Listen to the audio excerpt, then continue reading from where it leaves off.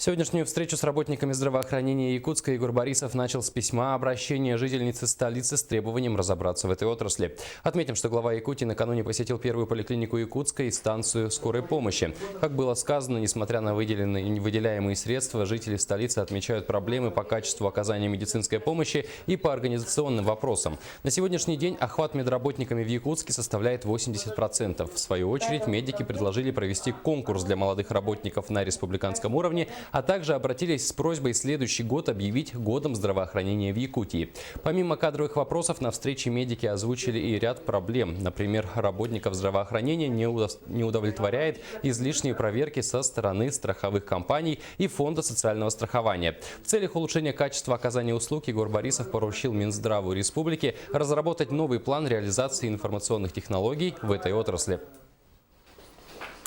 Вчера я поликлинику номер 1 посмотрел, и ни один человек, который я видел вот в приемной, в регистратуре, не владеет информацией, как это делать.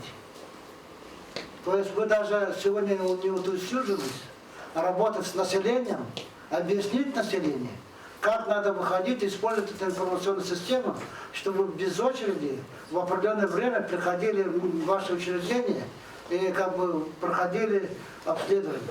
Этого нет. Все там живая очередь, как было 30 лет назад, 20 лет назад, так и стоит эта живая очередь.